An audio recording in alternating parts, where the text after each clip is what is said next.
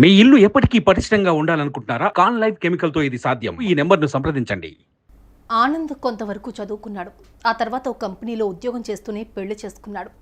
కొన్నాళ్ళకి ఓ కుమారుడు జన్మించాడు. ఇక పుట్టిన బిడ్డను చూసుకుంటూ ఈ దంపతులు బాగానే ఉన్నారు. కానీ ఉన్నట్టుండి ఆనంద్ ఆన్లైన్ గేమ్కు బానిసయ్యాడు.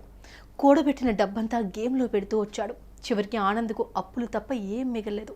ఇక చేసిన అప్పులు కుప్పలుగా మారటంతో అవి తీర్చే మార్గం కనిపించలేదు. దీంతో చేసేదేం లేక ఈ కుటుంబం విషం తాగి ఆత్మహత్య చేసుకుంది. ఇదే ఘటన ఇప్పుడు స్థానికంగా తీవ్ర విషాదాన్ని మిగిల్చింది. అసలు ఈ ఘటన ఎక్కడ జరిగింది? పూర్తి వివరాలు ఇప్పుడు తెలుసుకుందాం.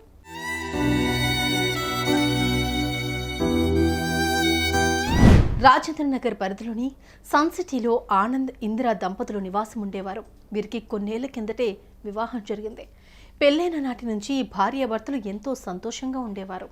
ఇక భర్త ఆనంద్ ఓ చోట పనిచేస్తూ ఎలాంటి సమస్యలు లేకుండా బతికారు.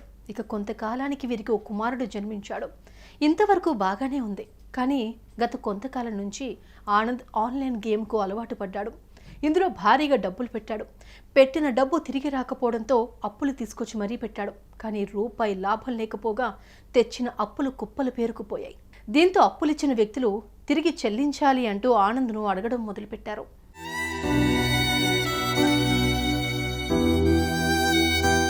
ఇక రాను రాను వారి వేధింపులు మరింత ఎక్కువయ్యాయి. దీంతో ఆ వ్యక్తికి అప్పులు ఎలా తీర్చాలో అస్సలు అర్థం కాలేదు.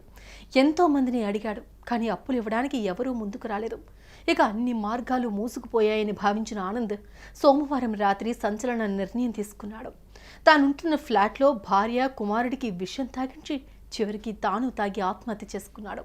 కట్ చేస్తే మరుసటి రోజు ఉదయం ఎంతసేపటికి వీళ్లు బయటకు రాకపోవడంతో స్థానికులకు అనుమానం వచ్చింది. ఇంట్లోకి తొంగి చూడగా ఇంట్లో శవాలే కనిపించారు. అప్రమత్తమై వెంటనే పోలీసులకు సమాచారం అందించారు.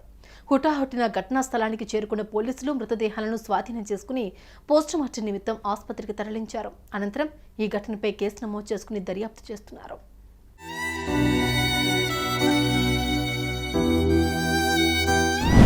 ఎంతో భవిష్యత్తున్న ఈ కుటుంబం ఇలా ఉన్నట్టుండి విషం తాగి ఆత్మహత్యకు పాల్పడడంతో వీరి కుటుంబ సభ్యులు గుండెలు పగిలేలా రోధిస్తున్నారు. ఈ విషాదకరమైన వార్త తెలుసుకుని స్థానికులు సైతం కన్నీరు మున్నీరుగా విలపిస్తున్నారు. ఆర్థిక ఇబ్బందులు అందరికీ ఉంటాయి. ఆ సమస్యలను ఎలా పరిష్కరించాలి అనే దిశగా ఆలోచించాలి తప్ప ఇలా ఆత్మహత్య చేసుకుని ప్రాణాలు తీసుకోవద్దని మానసిక నిపుణులు సూచిస్తున్నారు.